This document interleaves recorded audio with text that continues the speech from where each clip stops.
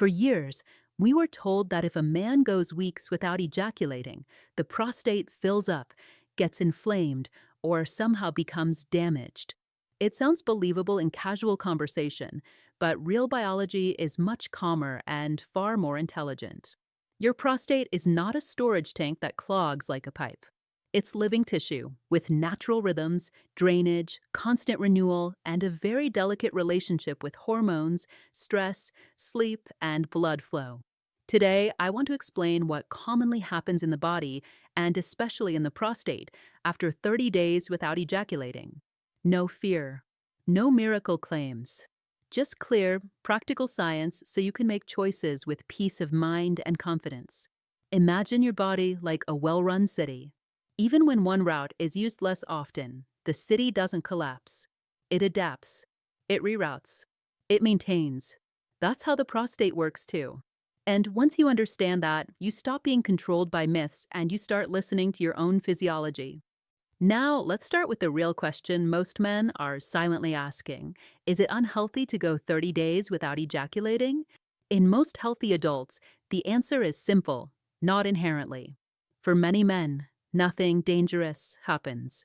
What changes is usually subtle, and it depends on your baseline health, your age, your stress load, your sleep, and whether you already have urinary symptoms or pelvic tension. The prostate sits at a crossroads of the urinary and reproductive systems. So anything that affects pelvic circulation, inflammation, and nervous system tone can show up there. To make this useful, I'm going to walk you through what tends to happen over those 30 days, the changes people often notice, what is actually happening in the prostate, and what you can do to support your well-being the whole time. First, let's clarify what the prostate actually does. The prostate produces part of the fluid that helps nourish and transport sperm. It also contributes to the environment that protects those cells. It's influenced by hormones like testosterone and its more potent derivative, DHT, and it responds strongly to inflammation and the nervous system. When a man ejaculates, some prostate fluid is released. But the prostate is also constantly producing and reabsorbing secretions, and the body has other ways of clearing and balancing these fluids. So when ejaculation stops for a while, the body doesn't panic. It adjusts. In the first few days, most men notice something psychological before anything physical. There can be an increased awareness of desire, or sometimes an unexpected calm. This is not because testosterone suddenly skyrockets. It's usually because of attention, novelty, habit loops, and dopamine. If ejaculation has been a frequent stress release ritual, removing it changes the way your nervous system searches for relief. Some men feel more restless at night. Others feel more focused. Neither of these responses is a guarantee. They're reflections of how your brain associates release with regulation. Now, let's talk about what's happening inside the pelvis. One of the most common sensations in the first week is pelvic tension. That can show up as a heavy feeling, a subtle pressure, or a sense of fullness. Many men interpret that as prostate swelling, but most of the time, it's not swelling in the medical sense. It's muscle tone. The pelvic floor is not just passive tissue. It tightens with stress, prolonged sitting, anxiety, and even with trying too hard to control urges. If your nervous system stays in a slightly braced state, the muscles of the pelvis can hold tension, and that tension can make you feel pressure around the prostate region. This is why two men can do the exact same 30 days and have totally different experiences. The difference often isn't the prostate itself. It's the nervous system and pelvic floor behavior around it. Around days 7 to 14, some men start noticing changes in sleep and mood. If ejaculation was used as a sleep aid, its absence can reveal the real foundation of sleep: light exposure, caffeine timing, stress regulation, and breathing. In that window, you might feel more vivid dreams. Some men notice spontaneous arousal at night or early morning. That's not a sign of too much buildup. It's a normal part of healthy circulation and nervous system function. In fact, those nighttime erections are one of the ways the body maintains penile tissue health through oxygenation. They happen whether you ejaculate or not, as long as your sleep quality supports them. This is important. The prostate and pelvic tissues love oxygen-rich blood flow. So if your sleep improves during these weeks, it can actually support prostate comfort.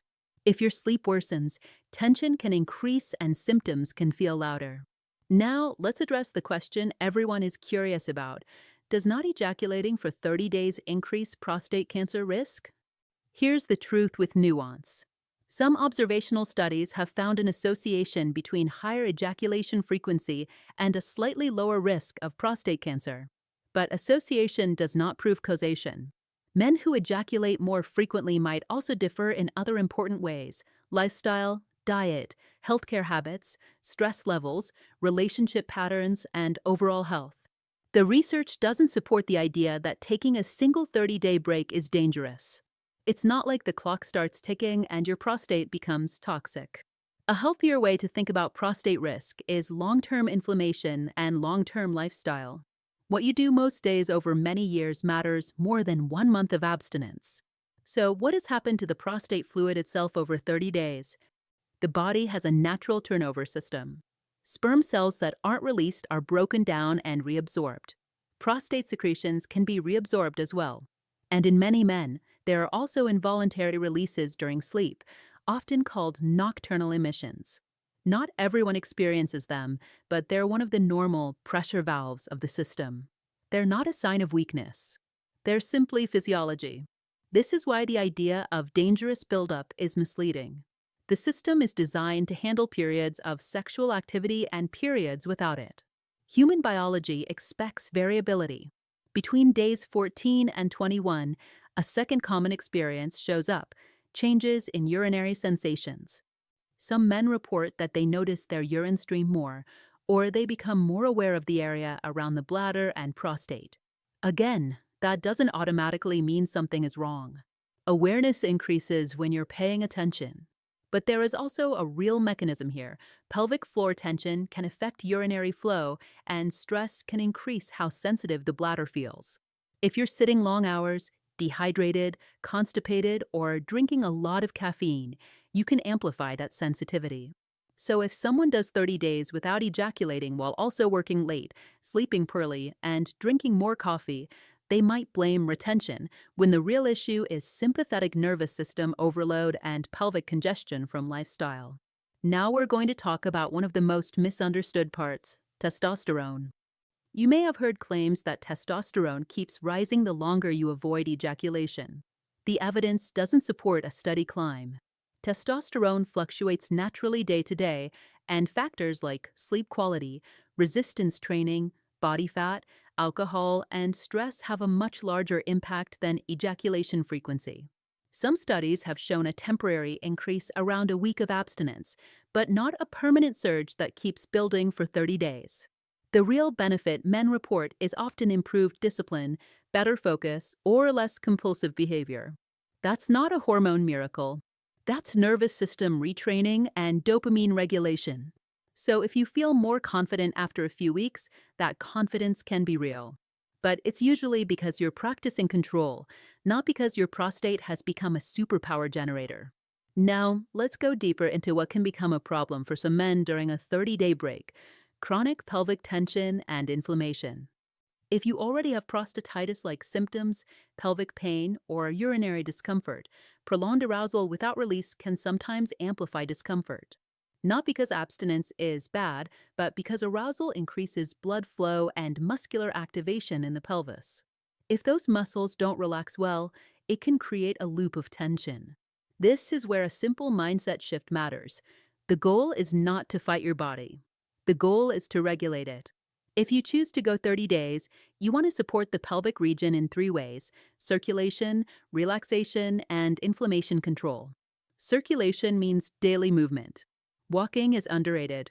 The pelvis loves rhythmic movement. Sitting all day compresses blood vessels and stiffens tissues. A 20 to 30-minute brisk walk can do more for pelvic comfort than any supplement.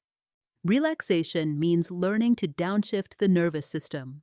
Slow breathing, especially long exhales, can reduce pelvic floor gripping. Many men don't realize they tighten the pelvis when they're stressed, when they're concentrating, or when they're trying to hold back. That constant contraction can mimic prostate discomfort. Inflammation control means hydration, fiber, and reducing triggers. Constipation is a silent enemy of prostate comfort. A full rectum presses near the prostate and can worsen sensations. If you do nothing else, drink enough water, eat vegetables and fiber, and don't let constipation become normal. Now I want to offer a few brief, inspiring real-life style examples because these patterns show up again and again.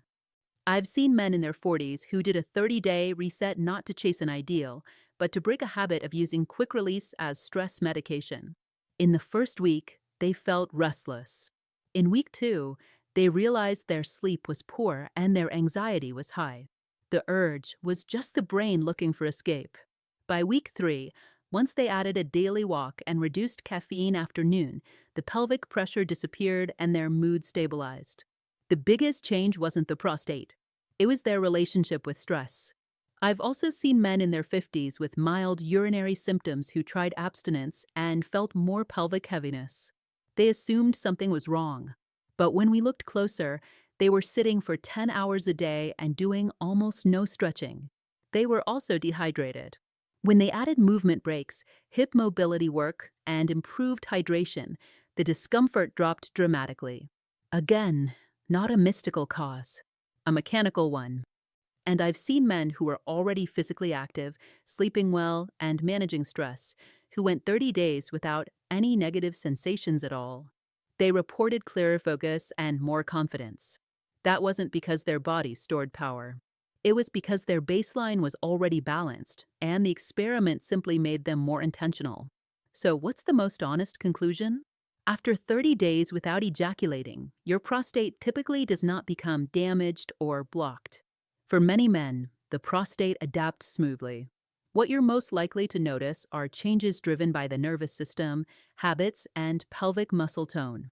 If you support circulation, sleep, hydration, and relaxation, most uncomfortable sensations either don't appear or they fade. But there is one important exception I want you to take seriously. If you develop persistent pain, burning urination, fever, blood in urine or semen, or severe urinary retention, that is not something to self-experiment through. That needs medical evaluation. Those are not normal 30-day effects. Those are red flags. Now let me leave you with one powerful sentence to carry forward. Your prostate isn't asking you to be perfect. It's asking you to be consistent with the basics that keep pelvic tissue calm and well oxygenated. If you're watching this because you're considering a 30-day break, I want you to do it with kindness toward yourself, not with pressure. Notice what changes. Notice what improves. Notice what your body is trying to tell you about stress, sleep, movement, and confidence. And if this topic resonates with you, I invite you to share your experience in the comments in a respectful way, because many men are silently dealing with these questions alone. If you want more videos about well-being, longevity, and confidence in maturity, you can subscribe and stay close.